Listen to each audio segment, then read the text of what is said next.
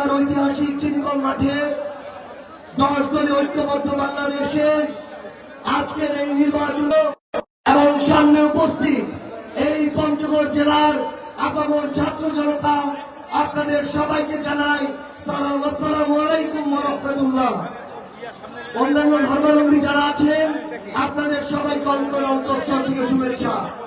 সংগ্রামী ছাত্র জনতা, 2024 সালের অভ্যুত্থানে আমরা এই বাংলাদেশ গড়ার শুধুমাত্র একটা ধাপ অতিক্রম করেছি। আগামীর যে 26-এর নির্বাচন, এই নির্বাচন হচ্ছে আমাদের কাঙ্ক্ষিত বাংলাদেশ গড়ার দ্বিতীয় গুরুত্বপূর্ণ ধাপ। এই নির্বাচন নির্ধারণ করবে আমরা কি 26 থেকে পিছনের দিকে ফিরে যাব, নাকি আবার 26 থেকে অভ্যুত্থানের মতো সামনের দিকে বাংলাদেশ গড়ার লড়াইয়ের দিকে এগিয়ে যাব। আমরা সামনের দিকে এগিয়ে যাব কিনা, চাঁদাবাজদের বিরুদ্ধে লড়াই চলবে কিনা, দখলদারদের বিরুদ্ধে লড়াই চলবে কিনা, মিথ্যা মামলার বাণিজ্য যারা করছে তাদের বিরুদ্ধে লড়াই চলবে কিনা, যারা মানুষকে হুমকি দিচ্ছে, হয়রানি করছে তাদেরকে আমরা বয়কট করবো কিনা। সংগ্রামী ছাত্র জনতা, আমাদের এই লড়াই হচ্ছে আমাদের 24-এর লড়াইকে স্বয়ং সম্পূর্ণ করার লড়াই। সংগ্রামী ছাত্র জনতা, প্রত্যেকের কাছে একটা বার্তা পৌঁছে দিতে হবে, আমাদেরকে ওই মানুষদেরকে বয়কট করতে হবে যারা দিনের বেলা মাদকের বিরুদ্ধে কথা বলে আর রাতের বেলা মাদক ব্যবসার লাভের টাকার ভাগ নেয়। আমাদের ওই মানুষদেরকে রুখে দিতে হবে যে মানুষগুলো দিনের বেলা শিক্ষা প্রতিষ্ঠানের উন্নতির কথা বলে আর রাতের আধারে কোন শিক্ষা প্রতিষ্ঠানে নিজের দলে কোন চাটুকারকে সভাপতি সেক্রেটারি বানিয়ে শিক্ষা প্রতিষ্ঠানকে নষ্ট করবে সেই পরিকল্পনা করে। আমাদেরকে ওই মানুষদেরকে বয়কট করতে হবে যারা দিনের বেলা নির্বাচনের আগের 2 মাস জনদরদী হয়ে উঠে নির্বাচনের পরে 4 বছর 10 মাস হারিকেন ধরাও খুঁজে পাওয়া যায় না। আমাদের ওই মানুষদের বিরুদ্ধে দাঁড়াতে হবে যে মানুষগুলো শ্রমিকের সন্তানকে শ্রমিক বানায়, শ্রমিকের পরবর্তী প্রজন্মকে শ্রমিক বানায়, কিন্তু নিজের সন্তানকে বিদেশে পড়াশোনা করায়। আমাদের ওই মানুষদের বিরুদ্ধে আমাদের লড়াইটা চালিয়ে যেতে হবে। যে মানুষগুলো নিরপেক্ষ প্রশাসনের কথা বলে কিন্তু রাতের আধারে প্রশাসনকে প্রভাবিত করে নিরপরাধ মানুষদেরকে হয়রানি করে। সংগ্রামী ছাত্র জনতা, আমি শুধু আপনাদেরকে এই অনুরোধটাই করব, মহান আল্লাহ তাআলা স্বাধীনতার পরে এই প্রথমবারের মতো আমাদেরকে এই সুযোগ দিয়েছেন। আগামী 50 বছরেও এই সুযোগ আসবে কিনা আমরা জানি না। আমরা যেন আমাদের এই আমানতের খেয়ানত না করি। সারা বাংলাদেশের টেকনাফ থেকে তেঁতুলিয়া, রূপসা থেকে পাথুরিয়া 1,47,570 বর্গ কিলোমিটারে শুধু একটাই ধনী হবে 10 দলীয় ঐক্যবদ্ধ বাংলাদেশ ইনশাআল্লাহ। সবার সাথে আবারও দেখা হবে রাজপথের লড়াইয়ে অথবা বিজয় ইনশাআল্লাহ। সালামকে চলো একসাথে গড়ি বাংলাদেশ, এই স্লোগান নিয়ে আগামী বাংলাদেশ সভার প্রধান অতিথি জনাব ডাক্তার শফিকুর রহমান সাহেব আপনাদের সামনের পর্যায়ে বক্তব্য পেশ করছেন। আজকের এই জনসভার প্রধান অতিথি বাংলাদেশ জামাত ইসলামের সংগ্রামী আমির ডাক্তার শফিকুর রহমান সাহেব।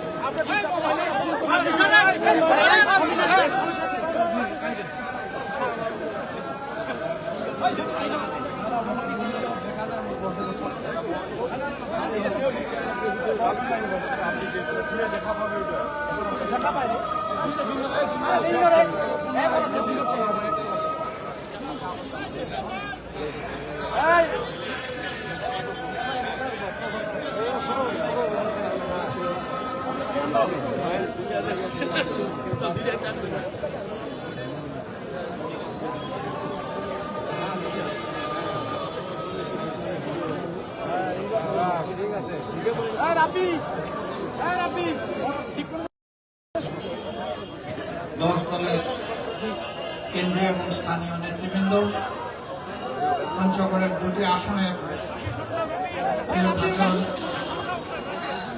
আমাদের সংসদ সদস্য পদপ্রার্থী, আজকের এই জনসভায় উপস্থিত সর্বস্তরের জনগণ, মা এবং বোনেরা, আমি কথা শুরু করার আগেই বলেছিলাম বক্তৃতা দিতে আসি নাই, আমি সাক্ষী হতে এসেছি। আপনাদের মনে প্রশ্ন জাগবে কিসের সাক্ষী? বাংলাদেশ সৃষ্টির পর থেকে উত্তরবঙ্গ গরিব নয়, গরিব করে রাখা হয়েছে, সেই বঞ্চনার সাক্ষী হয়েছে। সৎ মায়ের সন্তানের মতো উত্তরবঙ্গের সাথে আচরণ করা হয়েছে। উত্তরবঙ্গ আমাদের কলিজার অংশ। এই উত্তরবঙ্গ বাংলাদেশকে খাদ্য এবং পুষ্টি সরবরাহ করে, আর সেই উত্তরবঙ্গকে পিছিয়ে রাখা হয়েছে ইচ্ছা করে। আমি তার সাক্ষী হতে এসেছি। উত্তরবঙ্গ থেকে আগামীতে আমরা আর কোন বেকারের মুখ দেখতে চাই না। আমরা সকলের হাতে মর্যাদার কাজ তুলে দিতে চাই। আমাদের প্রত্যেকটা যুবক যুবতী, প্রত্যেকটা নাগরিককে আমরা দেশ গড়ার কারিগর হিসাবে তৈরি করতে চাই। গোটা উত্তরবঙ্গকে কৃষিভিত্তিক শিল্পের রাজধানী বানাতে চাই। বন্দা চিনি কল খোলা দিতে চাই। শ্রমিকদেরকে কর্মক্ষেত্রে আমরা ফিরিয়ে নিতে চাই। ভাই, আমাদের কাছে কোনো কার্ড নাই। আপনারা সবাই ভাই বোনেরা আমাদের কার্ড। আপনাদের বুকে আমরা একটা ভালোবাসার কার্ড চাই। আপনাদের সমর্থন, দোয়া, ভালোবাসা নিয়ে আগামীতে বেকার এবং দায় দয়া মুক্ত একটা বাংলাদেশ আমরা করতে চাই। কারো দয়ার পাত্র হয়ে বাংলাদেশের কোন এলাকার মানুষ বসবাস করবে তা আমরা দেখতে চাই না।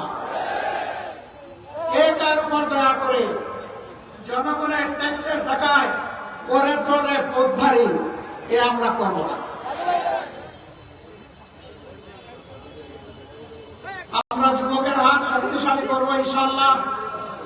আমরা যুবকের হাতও শক্তিশালী করবো ইনশাআল্লাহ। পরিবার যেমন নারী পুরুষের সমন্বয়ে গড়ে উঠে সমাজের সবচেয়ে ক্ষুদ্র